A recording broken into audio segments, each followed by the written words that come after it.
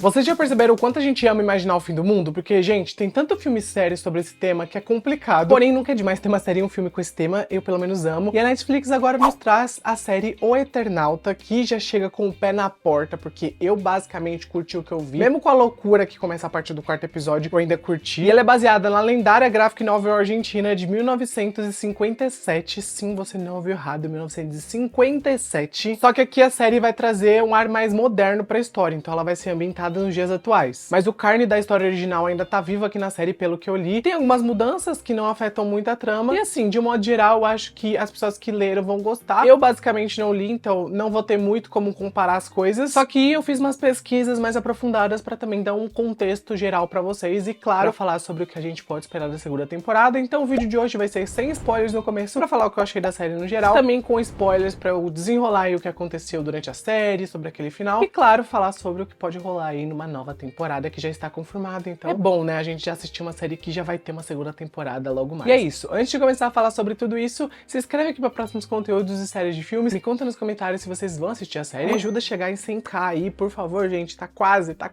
Me ajuda. Então vamos lá. O Eternauta começa numa noite de verão ali em Buenos Aires e a gente conhece alguns amigos de longa data que estão jogando truco ali despretensiosamente e do nada a energia cai, acaba ali meio que em toda a cidade e uma neve começa a cair do céu em plena Argentina, coisa que não é normal ainda mais no verão. E o que já parecia estranho por si só, fica ainda pior quando algumas pessoas começam a perceber que essa neve é tóxica. E se ela tocar a pele de alguém ou se ela for inspirada, a pessoa morre instantaneamente. Agora os sobreviventes têm que ficar isolados dentro de suas casas, eles estão sem energia, eles não sabem o que tá acontecendo, e eles vão precisar descobrir uma maneira de sair dessa situação complicada, né? Então vai ser uma tarefa fácil. E o Juan, que é o nosso protagonista, se torna o nosso herói da história, mas ao mesmo tempo a série também destaca outros sobreviventes que ganham seus momentos pra brilhar. E com isso a gente tem ali salvamentos muito legais, temos mistérios sendo desenrolados, e claro, temos muitas coisas acontecendo nessa série, incluindo algumas loucuras, porque a série começa de um jeito e se torna outra coisa totalmente diferente a partir do quarto episódio, então aguarde algumas bizarrices pela frente. E o ritmo de O Eternauta vai ser um pouco incômodo pra alguns, e até mesmo o texto da série vai ser meio complicado pra algumas pessoas, porque ela não é aquele tipo de série que tem coisa frenética acontecendo a todo momento. Até acontece uma coisa ou outra, um tiroteio ou outro, uma cena de ação ou outra, mas esse não é o foco da série. Já que aqui a série é muito mais reflexiva e muito mais íntima. É uma série sobre personagens, sobre o medo que esses personagens sentem, sobre a dúvida que eles têm, sobre a desesperança que é instalada na vida deles. E claro, sobre sempre estar lutando e nunca desistir. Até mesmo quando o maior perigo parece que foi resolvido, ainda assim tem novas adversidades que vão aparecer no caminho. E já esperem que a neve não é a pior coisa que vai acontecer pra esses humanos, tá? Tem coisa pior pela frente. Mas não se preocupa, que os humanos sempre vão dar um jeitinho. Eles encontraram um jeitinho pra neve, usando todos aqueles trajes, encontraram um jeitinho pra acabar com alguns grandes insetos que aparecem no caminho deles. Mas é claro que vão aparecer problemas um pouco maiores, mais complicados, porém,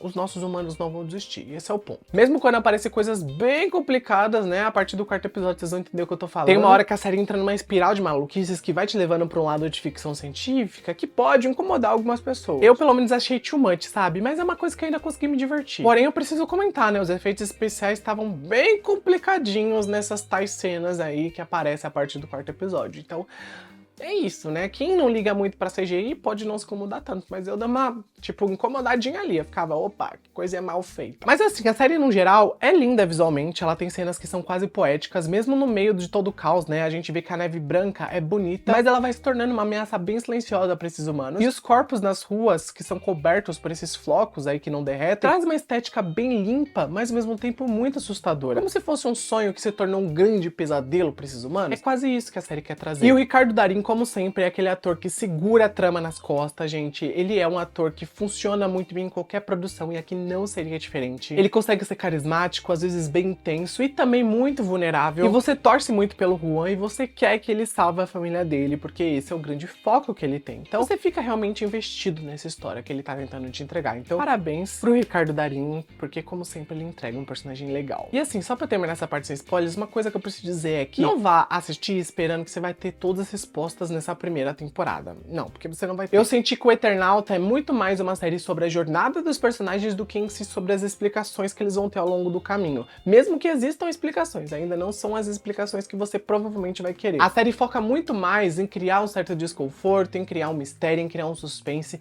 do que em trazer as explicações. É legal que essa série traz uma reflexão boa pra gente sobre o que a gente faria na situação X ou Y, como a gente lidaria com tudo que tá acontecendo. Então, eu sinto que por um lado, eu acho que algumas pessoas vão se incomodar com isso, mas por outro, é uma série que vai atingir o público que ela precisa atingir. Por exemplo, eu fui uma pessoa que gostei do que assisti, mas eu sei que vai ter gente que vai reclamar da escrita, que é um pouco mais lenta, dos diálogos, que são um pouco mais introspectivos. Então assim, vai ter gente que vai falar tudo dessa série. Muita gente pode amar, muita gente pode não gostar, mas eu achei muito legal. Pra mim foi uma produção argentina de qualidade e eu quero recomendá-la pra vocês. Então já coloca nos comentários se você pretende assistir ela lá na Netflix. Se já assistiu, fica aqui comigo porque vamos falar com spoilers. Mas antes, não esquece de colocar lá nos comentários um floquinho de neve pra saber que você viu até esse momento do vídeo. Isso é muito importante porque qualquer comentário ajuda no engajamento. Então comenta lá embaixo, escreve pra mais conteúdos de séries de filmes e a partir de agora, vamos lá com spoilers. Essa primeira temporada de O Eternauta teve altos e baixos e eu quero falar a partir desse momento com spoilers sobre ela. E na trama, basicamente, a gente viu uma neve tóxica caindo sobre a Argentina e matando ali quem tem contato com ela. Porém, o nosso protagonista, o Juan, decide usar um traje todo isolado pra sair da sua casa, pra assim ele encontrar a sua mulher e a sua filha. Porém, ele vai encontrar várias coisas no caminho, como por exemplo, um grupo de pessoas preso dentro de um trem, que ele queria ajudar, mas ele não consegue. E no final das contas, ele acaba encontrando a Helena, que é a esposa dele, mas ela acaba falando que a filha deles, a Clara, tinha saído escondida, e essa menina é a que começou a série lá no barco junto com as amigas. E como se já não bastasse o Juan tá preocupado com a filha que tá desaparecida, o pessoal ali do prédio onde a mulher dele mora tava querendo pegar a máscara dele que ele usou pra chegar até ali. E nesse ponto a gente tem uma das cenas mais legais desse começo de temporada, que foi o momento onde ele tem que meio que lutar com essas pessoas que estavam tentando pegar a máscara dele, e ele foge ali do prédio junto com a esposa, e os dois quase morrem nesse processo, então foi uma cena bem arriscada. E nesse meio tempo, a Helena e o Juan acabam resgatando o Pablo, que é um garoto que descobre um pouco depois que ele virou órfão, já que ele via a família toda morta, e ele dá uma surtadinha por conta disso, e foi algo que a gente entende, sabe? A gente compreende o porquê ele surta. E logo na sequência disso, nós vemos que a série muda totalmente o que ela tava apresentando, porque temos besouros gigantes que são aliens aparecendo aqui. E foi nesse momento que a série começou a ir pra um lado mais bizarro. Tipo, até o terceiro episódio eu tava super imerso na loucura que tava acontecendo com a tal neve tóxica, tava muito legal. Mas quando chega esses insetos gigantescos, eu fiquei, gente, ué, que merda é essa? Eu nunca li HQ pra saber aí se esses insetos estavam lá ou não, então eu até imaginava que poderia acontecer porque eu tinha visto no trailer, mas quando eu fui assistir a série eu nem lembrava desses insetos, então assim, foi algo que eu me surpreendi assistindo e eu fiquei, gente do céu, pra onde essa série tá indo? E além desses besouros que já faziam parte da primeira onda da invasão alien, ainda tinham outras coisas vindo pela frente, porque alguns meteoros vermelhos começaram a cair do céu, e eu fiquei,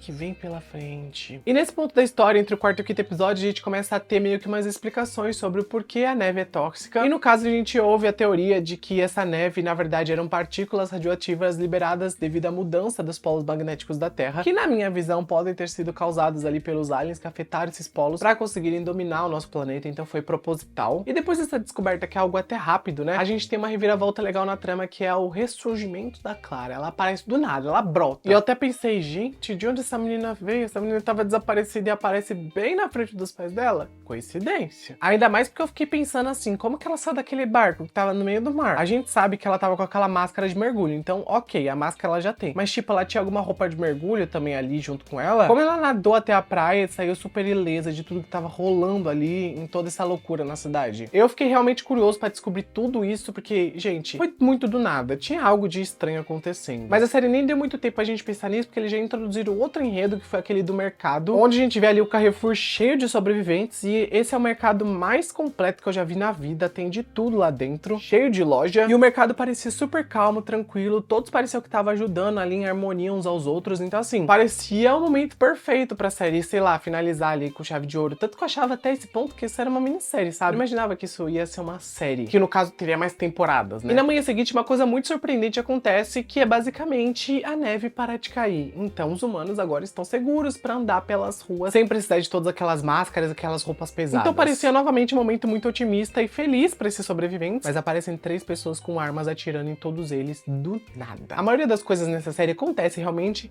do nada. E ninguém entende o motivo dessas pessoas estarem atirando ali. Eu fiquei realmente imaginando que eram 3 doidos varridos que não gostavam de outros seres humanos e que o caos acontecendo. Mas assim, depois a gente descobre que esses 3 eram de uma família. E nesse momento da história eu já não tava entendendo mais nada e só tava tentando absorver o que estavam me apresentando na tela, porque eu tava, tipo, perdidinho. Eu tava a todo momento pensando que os aliens tinham influência em cima de tudo isso que tava acontecendo, porque era impossível os humanos estarem loucos a esse ponto. E eu comecei a questionar isso ainda mais sobre os aliens estarem envolvidos quando o Lucas desapareceu misteriosamente depois ali de buscar uma garrafa de bebida ali. E assim, os militares encontraram ele na estrada e ele fala que ele não lembra como ele chegou lá. E eu fiquei pensando, tem coisa aí. Tem coisa aí, a gente não sabe ainda, mas vai ter revelação. Porque ele falando que teve esse lapso de memória, assim como a Clara falou um pouco antes também que teve lapso de memória, eu fiquei... 2 coincidências de lapso de memória não é normal. Ainda mais quando a gente conhece um pouco depois o soldado Moro, que tá ali andando em meio aos insetos. Então assim, um humano trabalhando com os aliens, eu fiquei...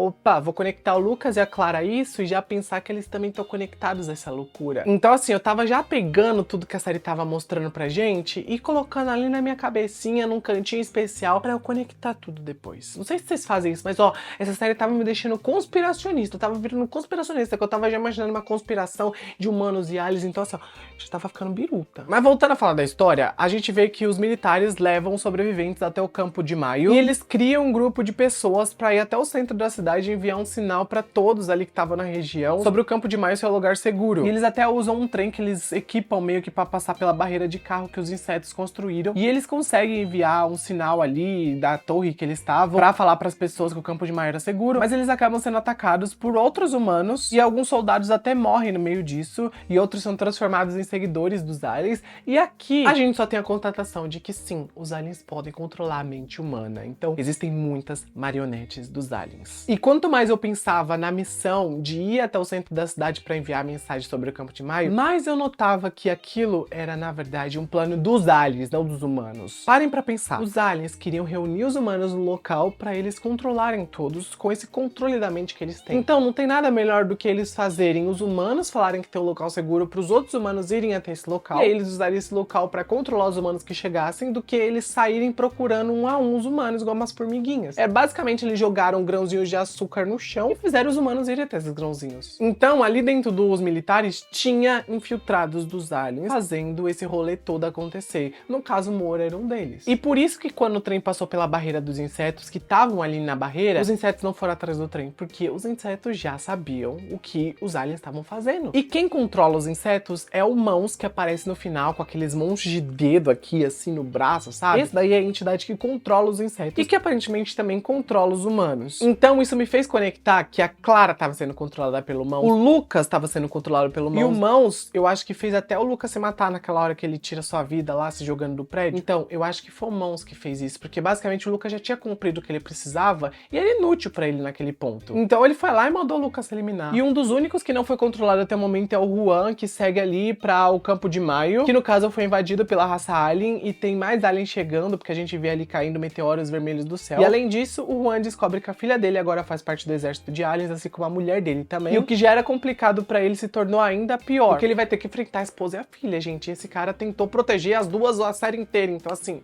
complicado. E assim, eu fui pesquisar um pouco sobre HQ pra trazer uma base aqui pra vocês, né, porque eu não li, e eu percebi que o Mãos, né, que é esse vilão que aparece no final aí rapidamente, ele não é o vilão central de toda essa história. Tem, na verdade, aliens superiores ao Mãos que chamam Eles. Sim, Eles é o nome. E essa entidade controla esses aliens um pouco menores, de longe, e eles manipulam todos esses eventos da forma com que eles querem que aconteça. E eu percebi que todos esses aliens, no geral, são muito inteligentes, porque eles basicamente primeiro mandaram a neve tóxica pra isolar a população, criar medo e também a desconfiança entre todos. A partir daí, eles mandaram os insetos, que são os besouros gigantes lá, que foram capturando alguns humanos, e esses humanos, no final das contas, foram se tornando marionetes do Mãos. Então, assim, esses humanos se tornaram as marionetes que chamariam novos humanos pra serem infectados. Então, eles estavam fazendo o planinho deles funcionar de uma maneira muito boa, sabe? E eu sinto que por esses aliens serem inteligentes, vem coisa boa pela frente. Não pros humanos, né? Pra gente que tá assistindo no caso, a gente vai se divertir vendo. E além disso, ao longo da temporada, a gente também viu que o Juan teve alguns flashbacks esquisitos, onde ele lembrava de coisas que ainda não aconteceram e de coisas que aconteceram no seu passado na guerra. E essas coisas estavam meio que misturadas nesses flashbacks. E pela HQ, esses flashbacks são memórias de coisas que ainda não aconteceram. Só que no caso já aconteceram, porque é meio que algo temporal. É como se o próprio Juan estivesse num loop. E eu até quero falar uns spoilers mais pesados das HQs, mas eu vou deixar avisado aqui, pra quem não quiser saber esses spoilers mais pesados, já para o vídeo aqui, deixa o like, coloca o emojizinho de alien lá embaixo pra saber que você assistiu até esse ponto. Mas a partir de agora eu vou falar rapidamente sobre alguns spoilers da HQ que vão fazer um pouco de diferença pro que a gente pode ver na segunda temporada. Então,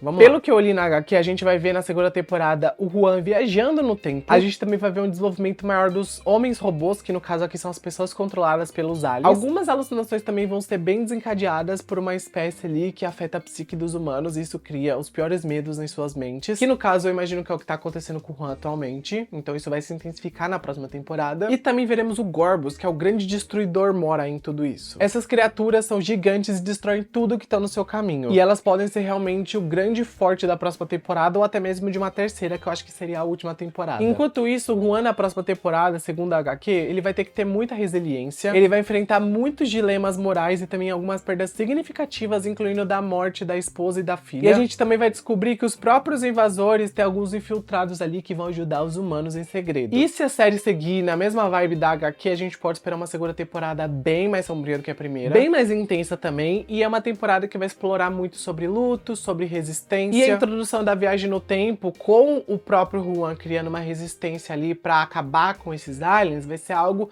muito diferente do que a gente espera. E como sempre, essa série vai abordar, assim como na primeira temporada, aquela dinâmica das relações humanas e como as relações são importantes pra nós, seres humanos, assim como algumas críticas sociais aí abordadas com os aliens dominando os humanos. E como a gente é basicamente formiguinhas sendo atraídas ali com açúcar pra uma grande armadilha. Então é uma série bem complexa se vocês forem parar pra pensar, mas ao mesmo tempo bem interessante. Eu espero que a segunda temporada seja mais divertida que a primeira. E é isso, gente. Me conta o que vocês acharam. Eu quero muito ler essa HQ. Eu fiquei muito curioso pra ver. Gostei muito desses spoilers que eu recebi. Me deixaram mais empolgados pra ler. A loucura dessa HQ me lembrou um pouco de The Umbrella Academy. Não sei se vocês também pensaram nisso, mas me lembrou um pouquinho. Mas eu quero saber de vocês. O que vocês acharam dessa primeira temporada? O que vocês esperam pra segunda? Já colocaram um alien de emoji nos comentários? Se vocês assistiram até esse ponto, coloca lá. Eu fico por aqui, gente. Deixa o like que é importante. Se inscreve aqui para próximos vídeos. Um beijo e tchau!